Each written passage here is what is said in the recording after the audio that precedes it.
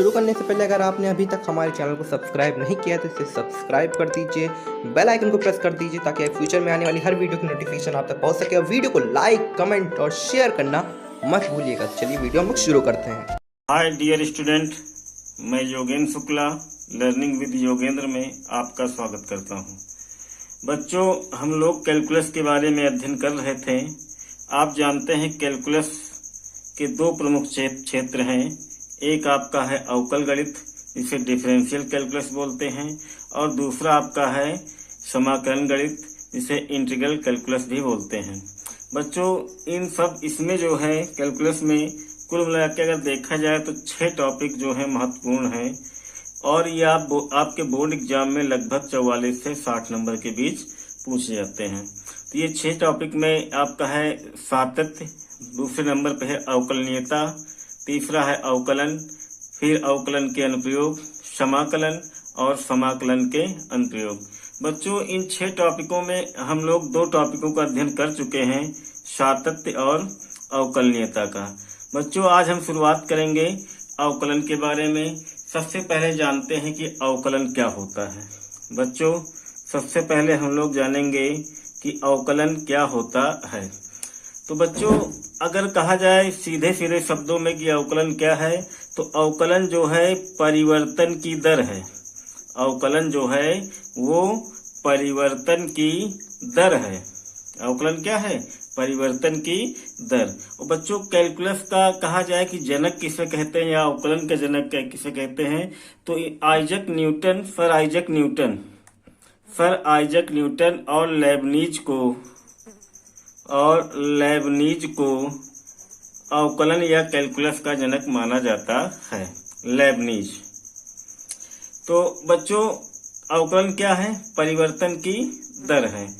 अब इसको आप ऐसे समझ सकते हैं, अब न्यूटन ने भौतिक विज्ञान के विषय में काफी कुछ बताया है। जैसे आपका वेग अगर ले लिया जाए, वेग या इसे वेलोसिटी भी कहते हैं, और अगर वेग जो है समय के साथ परिवर्तित हो रहा हो, अगर वेग जो है आपका समय के साथ टाइम के साथ क्या हो रहा हो? परिवर्तित हो रहा हो, तो इसे आप क्या लिखते हैं? आपका 11th क्लास में पढ़ चुके हैं। इसे आप लिखते हैं dv/dt, और ये किसके बराबर होता है? त्वरण के बराबर होता है, a के बराबर। इसी प्रकार अगर हम दूरी के बारे में चर्चा करें, और दूरी भी किसके साथ परिवर्तित हो? समय के साथ परिवर्तित हो, तो आप इसे क्या लिखेंगे? ds/dt। दूरी को s से, समय को t से, और ये किसके बराबर होगा? आपका वेग के बराबर होगा। तो ये अगर कहा जाए तो ये किससे संबंधित है बच्चों? ये आपका जो है ये अवकलन से ही संबंधित है, और एक प्रकार से कहा जाए तो ये क्या हो रहा है? अवकलन ही हो रहा है। यानी कि वेग परिवर्तित हो रहा है किसके साथ? समय के साथ। यहाँ पे परिवर्तन की दर ही लग रही है, और दूरी जो है परिवर्तित हो रहा है किसके साथ? समय के साथ। बच्चों, इसको हम इस प्रकार समझ सकते हैं कि जैसे मान लीजिए हमारे पास कोई फलन है, माना फलन y बराबर क्या है? fx है। कोई फलन क्या है? y बराबर fx है, और यदि y में क्या हो रहा है? परिवर्तन हो रहा है। y में क्या हो रहा है? परिवर्तन हो रहा है। y में परिवर्तन हो रहा है, या तो ऐसे भी कह सकते हैं कि y में जो परिवर्तन की दर है, परिवर्तन की दर वो x के सापेक्ष अगर ज्ञात करें, अगर y में परिवर्तन की दर किसके सापेक्ष? x के सापेक्ष अगर ज्ञात करें। अब x के सापेक्ष, जैसे y बराबर fx, यानी कि x के स्थान पर कोई दूसरा चर भी हम ले सकते हैं, t के सापेक्ष या अन्य किसी चर के सापेक्ष। तो यह पूरी प्रक्रिया क्या कहलाती है? अवकलन कहलाती है। यह पूरी प्रक्रिया ही अवकलन कहलाती है। और ये अवकलन का जो परिणाम आता है, अवकलन का जो परिणाम आता है, यही बच्चों क्या है? ये है अवकलज। ये आपका है अवकलज। क्या है बच्चों? अवकलज। और इसे d/dx fx से प्रदर्शित करते हैं। और जहां fx की वैल्यू क्या है, y है, तो इसे लिख सकते हैं dy बाई dx। बच्चों इसे अन्य प्रकार से भी आप समझ सकते हैं, दूसरे शब्दों में आप समझ सकते हैं कि किसी फलन का किसी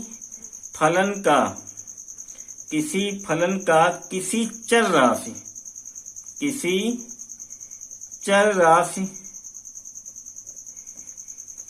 के परिवर्तन, चर राशि के साथ अगर ये कह सकते हैं, चर राशि के साथ क्या है, परिवर्तन की जो दर होती है, चर राशि के साथ परिवर्तन की जो दर होती है या जो बढ़ने की दर होती है, वही क्या होता है, वही आपका अवकलन होता है। जैसे एग्जाम्पल के तौर पे हम मान सकते हैं कि जैसे, सॉरी शायद आ नहीं रहा था आपके इसमें, जैसे मान लीजिए कोई फलन y है, जैसे कोई फलन आपके पास क्या है, y है, और किसी चर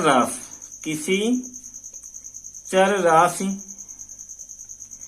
x पर निर्भर करता है। किस पर निर्भर करता है, x पर निर्भर करता है। बहुत आसानी से आपको समझना है। कोई फलन हमने मान लिया, फलन क्या है आपका, y है। ये किसी चर और अचर राशि के बारे में आप सभी जानते हैं। वो किसी चर राशि x पर निर्भर करता है। अब जब x पर निर्भर करता है तो अगर x का मान परिवर्तित होता, मान लीजिए पहले x1 था, कुछ समय पश्चात ये क्या हो जाता है, x2 हो जाता है। अगर x का मान परिवर्तित हो रहा है, x1 से x2 हो रहा है, तब y का मान भी परिवर्तित हो जाएगा। y का मान क्यों परिवर्तित होगा, क्योंकि x किस पर निर्भर कर रहा है, y पर निर्भर कर रहा है। तो जब x परिवर्तित होगा तो निश्चित तौर पर y भी परिवर्तित होगा। तो मान लीजिए y जो है y1 से क्या हो जा रहा है, y2 हो रहा है। तो आप यहाँ देखेंगे कि तो y2 माइनस y1 बटे x2 माइनस x1 को y के सापेक्ष, ऐसे कह सकते, y के सापेक्ष में, सॉरी, y का किसके सापेक्ष हो रहा, x के सापेक्ष। जैसे हम लोगों ने यहाँ पे लिया था, यहाँ पे हम कह सकते हैं v का t के सापेक्ष, वेग का किसके सापेक्ष, समय के सापेक्ष। यहाँ पे दूरी का समय के सापेक्ष। इसी प्रकार यहाँ पे आप देखेंगे बटे में क्या है, जो बटे में नीचे रहेगा उसी के सापेक्ष, यानी y का किसके सापेक्ष हो जाएगा, x के सापेक्ष। अवकलज कहते हैं। क्या कहते हैं, अवकलज कहते हैं, अवकलज कहते हैं। बच्चों कक्षा 11 में आप लोगों ने अवकलज का एक फार्मूला पढ़ा था। अवकलज का फार्मूला आपने पढ़ा था कि f डैश x, ये आपका होता है limit h tend to 0 f x plus h minus fx, और पूरे के बटे में आपका हो जाएगा h। तो ये फार्मूला आपने पढ़ा था। तो इस फार्मूले की सहायता से हम लोग अवकलन का मान या अवकलज का मान जो है ज्ञात करते थे। इस फार्मूले की सहायता से प्रथम सिद्धांत से अवकलन है, उसका उपयोग करके हम सभी फलनों का या सभी पदों का अवकलन ज्ञात करते थे। तो बच्चों इसके लिए बहुत सारे फार्मूले भी हैं। उन फार्मूलों का अध्ययन हम लोग इस चैप्टर में करेंगे। आप कक्षा 11 में उन फार्मूलों के बारे में अध्ययन कर चुके हैं, जिसका यहाँ भी अध्ययन किया जाएगा, और देखते हैं कि वो फार्मूले कौन कौन से हैं। हमारा पहला फार्मूला है dy dx x की पावर n। बच्चों इसका मान होता है, जो घात होती है वो आगे रहती है n, और घात से एक घटा दिया जाता है, पहले पावर से जो है एक घटा दिया जाता है, n x की पावर n माइनस 1। तो x की पावर n का मान जो होता है वो n x की पावर n माइनस 1। बच्चों जितने भी फार्मूले हम बताएंगे, इन सभी फार्मूलों को आप प्रूव भी कर सकते हैं। जैसे कि कक्षा 11 में ये सभी फार्मूले जो है सिद्ध किए गए हैं। प्रथम सिद्धांत से इन सभी का निगमन कर सकते हैं हम लोग। तो बच्चों इसके ऊपर हम एक एग्जाम्पल लेते हैं। एग्जाम्पल लेके थोड़ा फार्मूला समझते चलते हैं कि जैसे मान लीजिए आपके पास x की पावर 7 है। ये आपका एक फलन दिया x की पावर 7 और इसका आपको अवकलन करना है। तो d बाई डी एक्स इसके आगे लगाएंगे।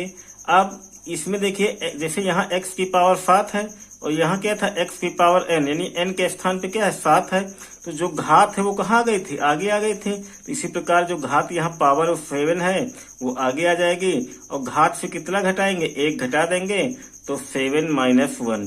तो ये आपका हो जाएगा 7x की पावर 6। ये आपका आंसर आ जाएगा। उम्मीद हो बच्चों की ये फार्मूला, इस फार्मूले का उपयोग जो है आपको आसानी से समझ में आया होगा। बच्चों हमारा जो अगला फार्मूला है, अगले फार्मूले की ओर चलते हैं। ये होता है d by D x x. इसका मान जो होता है 1 होता है। अब कैसे होता है देखिए, अब यहाँ पे अगर इसको इसका ये देखते हैं, इसको कैसे करते हैं। d by D x x, देखिए x में पावर 1 छिपी होती है। तो यहाँ पर भी यही फार्मूला यूज होगा क्योंकि x की घात यहाँ जैसे n है और यहाँ क्या है x की घात 1। तो पावर वाला जो ऊपर होता कहाँ था, आगे आता है, तो 1 आगे आ जाएगा और घात से क्या है 1 घट जाएगा। तो ये आपका हो जाएगा 1 x की 1 माइनस 1 क्या हो जाएगा 0। और किसी भी संख्या की पावर अगर 0 तो उसका मान क्या होता है 1 ही होता है। तो 1 गुणे 1 क्या हो जाएगा 1 हो जाएगा, अर्थात d by D x x. इसका अवकलन क्या हो गया 1 हो गया। बच्चों जितने भी ये फार्मूले आपको अच्छे से याद रखने हैं। हमारा जो अगला फार्मूला है वो है आपका d बाई डी एक्स सी। सी क्या है, एक अचर पद है। तो किसी भी अगर अचर पद का हम अवकलन करते हैं तो उसका मान जो होता है वो 0 आता है, 0 आता है। इसको समझते हैं कैसे आता है 0। जैसे मान लीजिए d बाई डी एक्स, अब ये आपका c है। c क्या है, एक अचर पद। यहाँ कोई संख्या भी ले सकते हैं, मान लीजिए 5 ले लिया गया।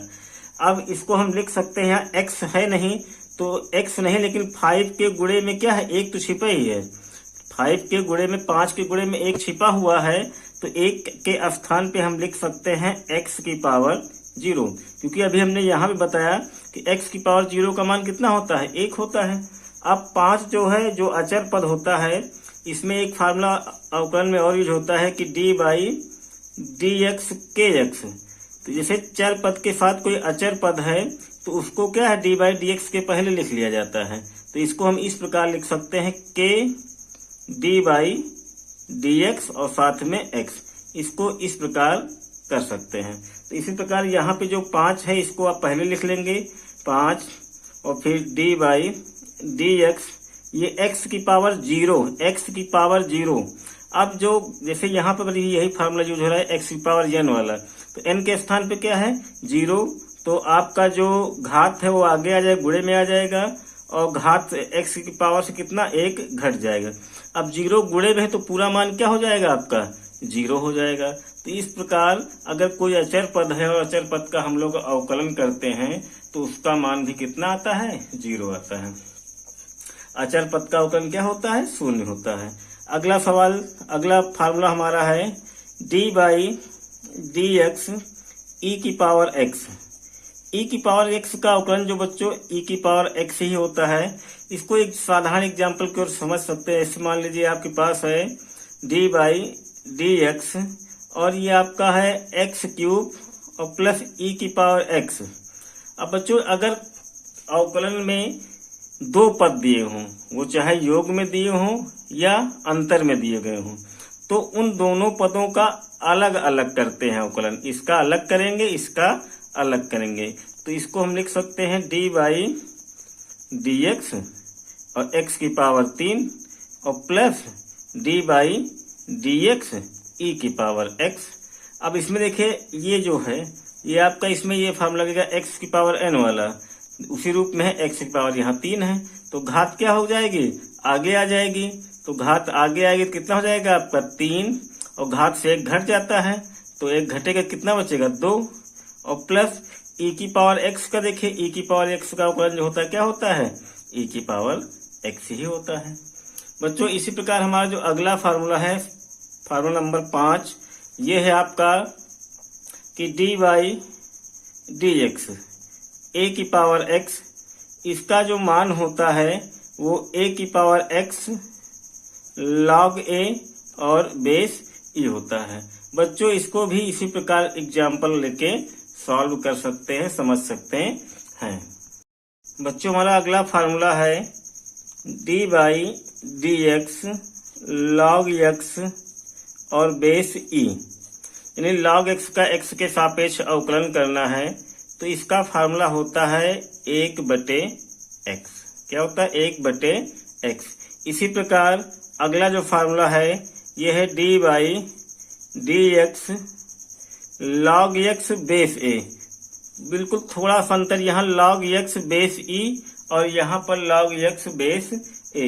इसका जो फार्मूला होता है आपका, ये आपका हो जाएगा 1/x log ई बेस ए, log ई बेस ए। इसी प्रकार हमारा जो अगला फार्मूला है D by D x sine x, तो साइन एक्स का जो होता है हमारा फार्मूला वो होता है cos x. D by D x sine x का जो अवकलन होता है क्या होता है? Cos x. इसी प्रकार कॉस एक्स का जो अवकलन होता है D by D x cos x, ये होता है माइनस में साइन एक्स। अगला फार्मूले की ओर चलते हैं। हमारा अगला फार्मूला है D by D x ten x, D by D x ten x. इसका होता है बच्चों सेक स्क्वायर एक्स, ये 10 नंबर फार्मूला है। अब 11 नंबर फार्मूले चलते हैं D by D X cot X, ये होता है माइनस में कॉसेक स्क्वायर एक्स। बच्चों अगला हमारा फार्मूला है 12 number D by D X sec X, D by D X sec X. इसका मान होता है sec X into tan X. फार्मूला नंबर 13 है D by D X cosec X, ये आपका हो जाएगा माइनस में cosec X into cot X. तो ये कुछ फार्मूले हैं जिन्हें आपको याद रखना है, क्योंकि अवकलन के सवाल हल करने में इन सब का प्रयोग होगा, इन सभी का प्रयोग किया जाएगा। बच्चों एक फार्मूला है कि अगर दो पद गुणे में दिए हों, मल्टीप्लाई में हो, तो उसको कैसे सॉल्व करेंगे। जैसे मान लीजिए हमारे पास ये पद इस प्रकार दिया गया है D by D x first into second, प्रथम पद इंटू द्वितीय पद। तो जब दो पद इस प्रकार दिए हैं कि मल्टीप्लाई में हो, तो उनका अवकलन इस प्रकार करते हैं कि पहले प्रथम पद फिर द्वितीय पद का अवकलन करते हैं और प्लस द्वितीय पद और फिर पहले पद का अवकलन करते हैं, यानी फर्स्ट इंटू सेकेंड का अवकलन प्लस सेकेंड इंटू फर्स्ट का अवकलन। इस फार्मूले का बहुत यूज होता है, इसको एग्जाम्पल से समझ सकते हैं। जैसे मान लीजिए आपका है D by D x x e की पावर एक्स, मान लीजिए ये है, तो यहाँ आपके कितने पद? दो पद हैं, एक तो एक्स हो गया और दूसरा हो गया ई की पावर एक्स। तो इन दोनों पदों में चाहे जिसे आप फर्स्ट मान लें और चाहे जिसे आप सेकंड मान लें। तो मान लीजिए इसे आप फर्स्ट मानते हैं, इसको आप क्या मानते हैं? सेकंड मानते हैं। तो ये आपका हो जाएगा फार्मूले में अगर हम रखें तो क्या है? पहले फर्स्ट, तो फर्स्ट के स्थान पर एक्स, फिर डी बाई डी एक्स है, और फिर क्या? सेकंड, सेकंड के स्थान पर ई की पावर एक्स। उसके बाद प्लस का चिन्ह है, प्लस का चिन्ह लगाएंगे, सेकंड, सेकंड के स्थान पर ई की पावर एक्स, फिर डी बाई डी एक्स और फर्स्ट के स्थान पर क्या है आपका एक्स। अब आप देखेंगे, देखिए डी बाई डी एक्स के पहले जो पद है उसका जैसे वो लिखा उसी प्रकार लिखा रहने देंगे, उसका अवकलन नहीं करते हैं। तो एक्स लिखा था, एक्स लिख दिया। फिर डी बाई डी एक्स के बाद क्या है? ई की पावर एक्स, तो इसका अवकलन करेंगे हम यहाँ पर। तो ई की पावर एक्स का अवकलन क्या होता है? ई की पावर एक्स ही होता है, और प्लस क्या है? ई की पावर एक्स, और फिर डी बाई डी एक्स जो है एक्स। अब एक्स का अवकलन यहाँ पे किया जाएगा, तो एक्स का अवकलन क्या होता है? 1 होता है। तो आप देखेंगे यहाँ पर ई की पावर एक्स यहाँ पर भी है, ई की पावर एक्स यहाँ पर भी, तो इसको कॉमन ले सकते हैं या यहीं पे छोड़ सकते हैं, ये भी आपका आंसर। यहाँ ई की पावर एक्स अगर हम कॉमन लेंगे तो ये आपका हो जाएगा एक्स प्लस 1। तो बच्चों ये आपका फार्मूला जो बहुत यूज होता है। इसी प्रकार एक अगला फार्मूला है, जैसे आपका दे दीजिए इस रूप में D by D x first upon second, यानी अंश बटे हर के रूप में अगर लिख दें, इसे कैसे लिख दें, अंश बटे हर के रूप में, न्यूमरेटर अपॉन डिनोमिनेटर। तो इसको ऐसे कर सकते हैं कि अगर पहले अंश बटे हर के रूप में करके देखते हैं, तो ये आपका होता है हर into d by D x अंश माइनस अंश डी बाई डी एक्स हर, और बटे में आपका आ जाएगा पूरे के बटे में हर का स्क्वायर, यानी हर का वर्ग। अंश को क्या कहते हैं, न्यूमरेटर, और हर को डिनोमिनेटर। तो इसको इस प्रकार भी कर सकते हैं, D by D x first by second. तो ये आपका हो जाएगा, अब हर के स्थान पे क्या है आपका सेकेंड, तो second D by D x first minus first D by D x second, और फिर बटे में पूरे हो जाएगा आपका सेकेंड का स्क्वायर। तो बच्चों इस प्रकार हमारे पास ये कुछ फार्मूले हैं जिन्हें आपको याद करना है, क्योंकि इन सभी फार्मूलों का उपयोग जो है क्वेश्चन जब हम लोग सॉल्व करेंगे तो वहां पर होगा। तो बच्चों ये फार्मूले आप लोग याद कर लीजिएगा। अब हम अगली कक्षा में प्रश्नावली से स्टार्ट करेंगे, हमारी जो पहली प्रश्नावली होगी अवकलन की, वहां से स्टार्ट करेंगे। तो बच्चों ये आज की वीडियो आपको कैसी लगी, अगर आपको ये वीडियो अच्छी लगी हो, पसंद आई हो, तो इस वीडियो को लाइक कीजिएगा, अपने दोस्तों में शेयर कीजिएगा और चैनल को सब्सक्राइब कीजिएगा। बहुत बहुत धन्यवाद बच्चों।